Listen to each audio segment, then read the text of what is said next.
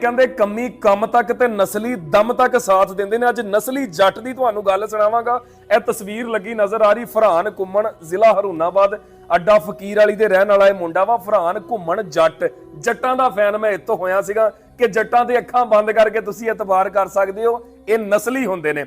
ਗੱਲ ਕਰਨ ਦਾ ਮਤਲਬ ਮੈਂ ਨਾ 2017 ਦੇ ਵਿੱਚ ਨਾ ਸਾਊਦੀ ਅਰਬ ਚ ਸੀਗਾ, 2015 ਚ ਗਿਆ ਤੇ ਗੱਲ ਆ ਇਹ 17 ਦੀ।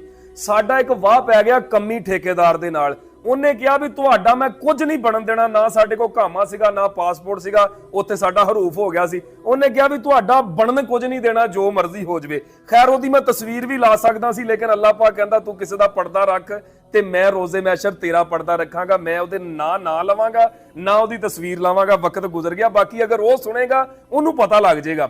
ਅੱਛਾ ਜੀ, ਉਸ ਠੇਕੇਦਾਰ ਦੇ ਨਾਲ ਸਾਡੀ ਮੂੰਹ ਮਾਰੀ ਹੋ ਗਈ ਜਦੋਂ ਪੈਸੇ ਨਹੀਂ ਸੀ ਦਿੰਦਾ, ਕੰਮ ਕਰਾਈ ਜਾਂਦਾ ਸੀ, ਨਾ ਕਿਤੇ ਹੋਰ ਜਾਣ ਦਿੰਦਾ ਸੀਗਾ।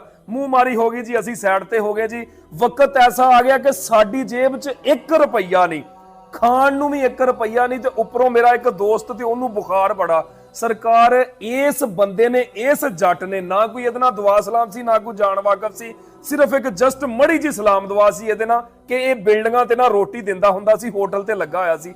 ਇਸ ਬੰਦੇ ਨੇ 3 ਟਾਈਮ ਸਾਨੂੰ ਖਾਣਾ ਦੇ ਕੇ ਜਾਣਾ। 2017 ਦੀ ਗੱਲ ਸੁਣਾ ਰਿਹਾ ਤੇ ਅੱਜ ਵੀ ਮੈਨੂੰ ਯਾਦ ਆ, ਨਸਲੀ ਪੁੱਤਰ ਕਦੇ ਕਿਸੇ ਦਾ ਅਹਿਸਾਨ ਨਹੀਂ ਭੁੱਲਦੇ। ਇਸ ਬੰਦੇ ਨੇ 3 ਟਾਈਮ ਖਾਣਾ ਦੇ ਕੇ ਜਾਣਾ। ਮੇਰਾ ਦੋਸਤ ਚਾਹ ਪੀਂਦਾ ਸੀ, ਇਹਨੇ ਦੁੱਧ ਦਾ ਡੱਬਾ ਦੇ ਕੇ ਜਾਣਾ ਤੇ ਪੈਸਾ ਸਾਡੇ ਕੋਲ ਇੱਕ ਵੀ ਨਹੀਂ। ਔਰ ਇਹਨੇ ਘਰੋਂ ਸਾਨੂੰ ਚੱਕਣਾ, ਅਸੀਂ ਇੱਕ ਕੰਮ ਲਿਆ ਸੀ, ਉੱਥੇ ਛੱਡ ਕੇ ਵੀ ਆਣਾ ਔਰ ਆਪਣੀ ਗੱਡੀ ਤੇ ਸਾਨੂੰ ਵਾਪਸ ਉੱਥੇ ਲੈ ਕੇ ਵੀ ਆਣਾ। ਖੈਰ ਅੱਗੋਂ ਉਹਨਾਂ ਨੇ ਨਿਜ਼ਾਮ ਕੱਢ ਦਿੱਤਾ ਸਾਊਦੀ ਅਰਬ ਵਾਲਿਆਂ ਨੇ ਕਿ ਜਿਹੜੇ ਅਨਲੀਗਲ ਬੰਦੇ ਇੱਥੇ ਰਹਿ ਰਹੇ ਨੇ ਉਹ ਲੀਗਲ ਤਰੀਕੇ ਨਾਲ ਪਾਕਿਸਤਾਨ ਚਲ ਜਾਣ, ਨਹੀਂ ਤੇ ਅਸੀਂ ਉਹਨਾਂ ਤੇ ਕਾਰਵਾਈ ਕਰਾਂਗੇ, ਉਹਨਾਂ ਨੂੰ ਅੰਦਰ ਕਰ ਦਿਆਂਗੇ, ਜੁਰਮਾਨਾ ਕਰ ਦਿਆਂਗੇ। ਮੈਂ ਆਪਣੇ ਕਾਗਜ਼ ਬਣਾਏ, ਕਾਗਜ਼ ਬਣਾ ਕੇ ਤੇ ਮੈਂ ਵਾਪਸੀ ਆਉਣ ਦਾ ਸੋਚਿਆ। ਇਹ ਬੰਦਾ ਮੈਨੂੰ 에ਅਰਪੋਰਟ ਤੇ ਛੱਡਣ ਆਇਆ ਆਪਣੀ ਗੱਡੀ ਦੇ ਉੱਪਰ। ਜਦੋਂ 에ਅਰਪੋਰਟ ਤੇ ਛੱਡਣ ਆਇਆ ਨਾ, ਤੁਸੀਂ ਯਕੀਨ ਕਰੋਗੇ ਕਿ ਮੇਰੀ ਜੇਬ 'ਚ 1 ਵੀ ਰੁਪਈਆ ਨਹੀਂ ਸੀ। ਇਸ ਬੰਦੇ ਨੇ ਆਪਣਾ ਬਟੂਆ ਕੱਢਿਆ, ਬਟੂਆ ਕੱਢ ਕੇ ਉਹਦੀ ਪਿਛਲੀ ਤਹਿ 'ਚੋਂ ਨਾ ਚਿੱਬਾ ਖੜੀਬਾ ਇੱਕ 500 ਦਾ ਨੋਟ ਕੱਢਿਆ, 500 ਰਿਆਲ ਕੱਢ ਕੇ ਤੇ ਮੇਰੀ ਜੇਬ 'ਚ ਪੈਤਾ। ਕਹਿੰਦਾ ਦਿਲਦਾਰ ਇਹ ਮਰਨ ਜੀਣ ਲਈ ਰੱਖਿਆ ਸੀਗਾ, ਪਰ ਸਾਡਾ ਭਰਾ ਅੱਜ ਪਾਕਿਸਤਾਨ ਜਾਏਗਾ, ਉੱਥੇ ਉਹਦੇ ਕੋਲ ਪੈਸਾ ਹੀ ਕੋਈ ਨਾ ਹੋਵੇ ਤੇ ਯਾਰ ਕਾਹਦੀ ਜ਼ਿੰਦਗੀ ਆ। ਤੇ ਮੈਂ ਉਹ 500 ਰਿਆਲ ਇਹਨੂੰ 2 ਸਾਲਾਂ ਬਾਅਦ ਮੋੜਿਆ, ਪਰ ਅੱਜ ਵੀ ਭੁੱਲਿਆ ਨੀਗਾ। ਅੱਜ ਸਾਡੇ ਤੇ ਅਰੂਜ ਆ, ਅਸੀਂ ਫੇਮਸ ਆ, ਪੈਸਾ ਵੀ ਅਲਹਮਦੁਲਿਲਾ ਹੈ। ਸਾਡੇ ਇਸ ਭਰਾ ਨੂੰ ਕਿਤੇ ਅੱਧੀ ਰਾਤ ਵੀ ਸਾਡੀ ਲੋੜ ਪੈ ਜਾਵੇ ਨਾ ਤੇ ਸਾਡੀ ਜਾਨ ਵੀ ਹਾਜ਼ਰ ਆ।